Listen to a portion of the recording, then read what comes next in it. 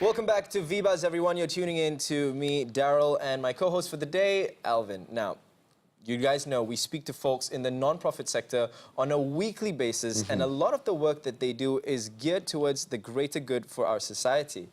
Whether it's feeding the homeless, finding jobs for the unemployed, or even providing basic necessities to the urban poor.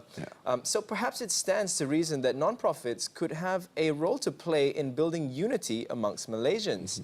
But how can they do this? We find out now with non-profit management consultant and founder of iFirst International, Dr. Sudeep Mohandas. Dr. Sudeep, thanks for coming back onto VBuzz. Yeah, welcome back. Yeah, Dr. Sudeep. So first of all, could you explain what you mean by unity, Doctor? Okay, so unity, what in the way I look at it, is actually an end. Okay. What actually is the process will be in unifying. Yeah. Okay. So that's how I look at it. All right. And that process is really the more interesting part. Okay. If you think at unity being the end, really you're talking about an end goal whereby things are all wholesome, it's unique and it's one. But that journey of actually arriving at being a unity or a unit or something of that sort is really what interests me, because that's where the issue about changing an attitude, changing your action, changing your behavior. So that's in the context of how I would explain it. All right. But when you say that, though, are we talking about unity building unity amongst non-profits alone or amongst all Malaysians? Well, there we are. So in the context of unity of all Malaysians, yes, but that's certainly there. In a non-profit sector, it can play a role towards actually unifying the whole aspect of the nation. Okay. Well, Doctor, just a little bit on the non-profit side. There are a lot of non-profits out there, many. And some non-profits like to work with each other, and some don't, right? So how do we unite them together? Well, that's an interesting question. Yeah. How do you unite non-profits? Yes, correct. Right. Yeah. Well, that's been a challenge for a while. And what is happening now is we have these things called partnerships, coalitions, alliances, or, collaborations that are happening that will make an impact on the ground. That's happening in unifying this number. But at the end of the day, it's actually trying to merge a common mission. Okay. So if we're talking about, let's say, cancer, or environment, or welfare, and all that, they have to have a common mission. If it's for children, they all will work on it together. You know, that kind of way. So why do you think the non-profit sector in Malaysia, though, has a role to play in building unity amongst Malaysians?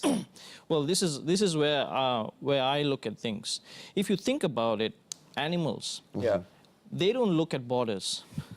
Right? They go cross borders. Cancer doesn't look at anyone's race or creed or background.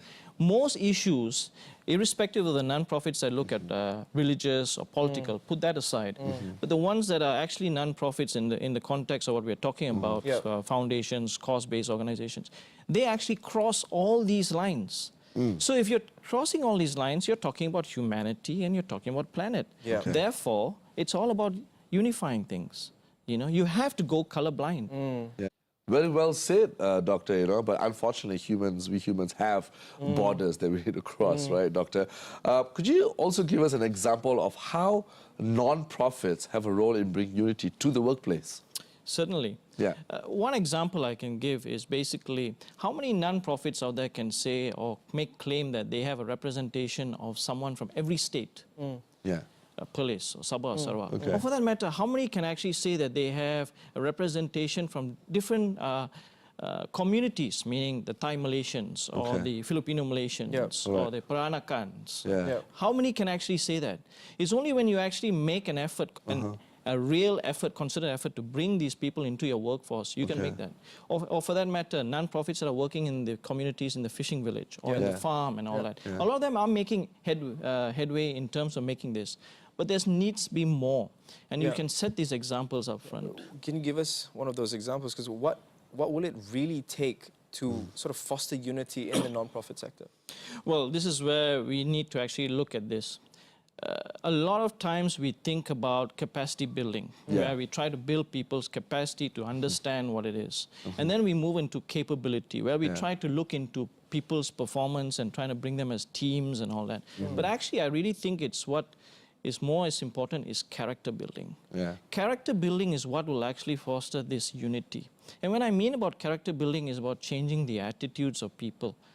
And how do you do that? Well, the ways you can actually think about it is through changing policies. If you think about it, why do people change in the way we do things? It's either through rules or regulations and all that. True. Changing that will make a difference. So at the workplace, have certain policies or certain things that will change behaviors to make that happen. All right, so those changes, right, Doctor, you say, so if a company or somebody wants to join a non-profit, right, so are you saying like quotas for other different ethnicities or other people to join in the organization?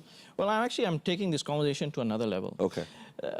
This issue about having people of different backgrounds and all that, to me, that is an old story. We should talk about a new story, whereby people will eventually accept you for what you are. And that should not be. So to do that, we need to go into a conversation, for example. If we set up a policy that says that we provide maternity care to those people who even adopt. Now you may find out how does that link? Well, really what you're doing is you're embracing another community of people into it. Now that's uniting. Or for that matter, giving a one day off to those people who are celebrating Hari Gawai and Hari Kaamatan. Why do we only give it for Chinese New Year and Hari Raya and all that? They also are part of Malaysians. Taking that extra. I try to one day bring this element to those people who've got pets as home as family members. And I try to introduce bereavement for them. So if they lost a pet, they'll be entitled to a bereavement holiday. But unfortunately, it didn't work out. But you can see when you do that, you're now for planet. Right? You're bringing a whole different level of discussion in terms of unity. But everything you've just said are really nice ideals. But how do we really set this so that it rolls into motion? Well, what I earlier talked about the element about setting one day off for Hari Gawai and all that, it has worked. It has been, in my time, I've actually made it implemented, and it has done. So what happens is, it becomes now part and parcel of every day's work life. If we can make food, if we can make a whole catering of different dishes on one serving, why not we do this during our policies and all that? So it's possible.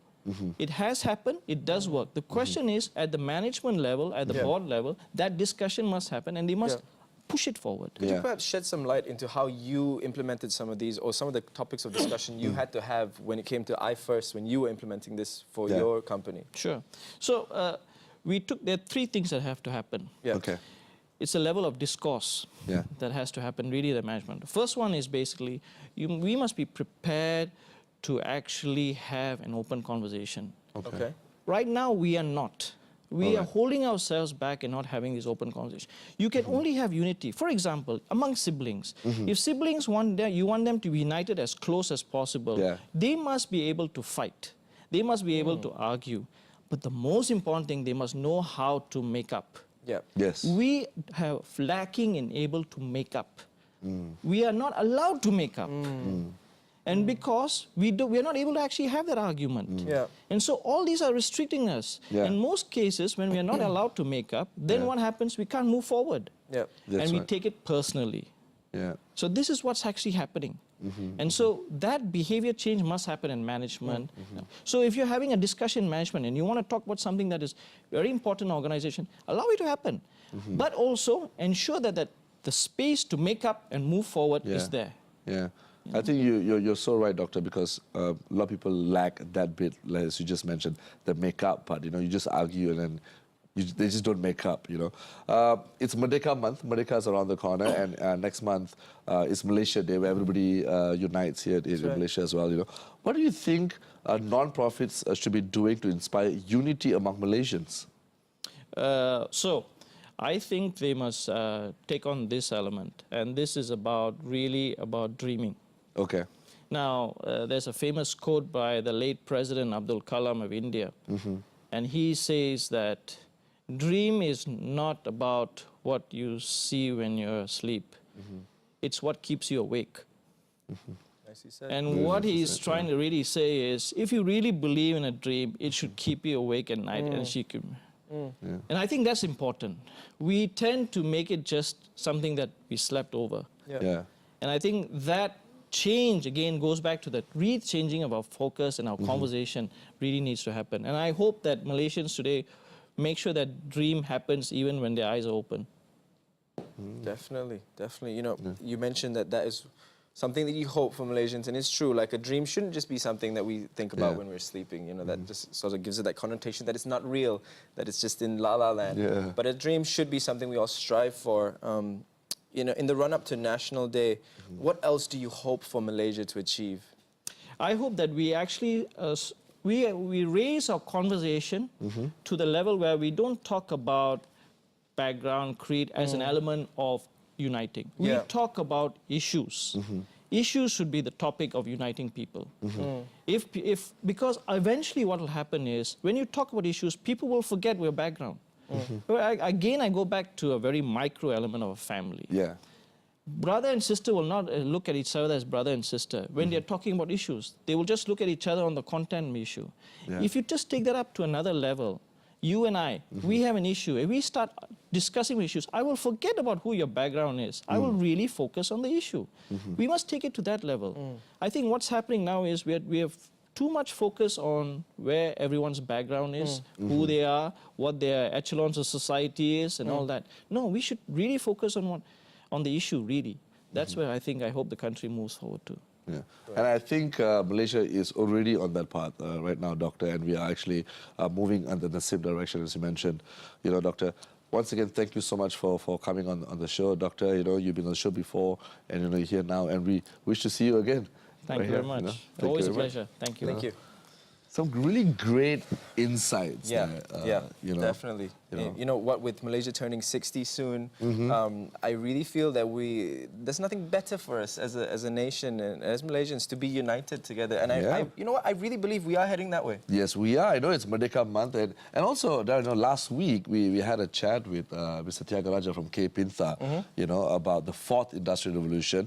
Tomorrow on VBuzz, we'll be talking about the same thing as well, but also the use of technology for convenience has never been more prominent in our lives. You know, we'll be sitting down with the founder of iResidence, who tells us all about his web-based portal that's adding even more convenience to our lives. Awesome, can't wait for that. Yeah. We also sit down with the Vice President of the Malaysian Digital Economy Corporation, Gobi Ganasalingam, to find out how we can move the Malaysian tech companies to the next level. Well, keep writing to us at vbuzz@astro.com.my and keep following us on Instagram at AstroWoolagam. Awesome stuff, guys. Thank you so much for tuning in tonight. My name is Daryl Baptist. My name is Alvin Sinclair. Good night. Good night.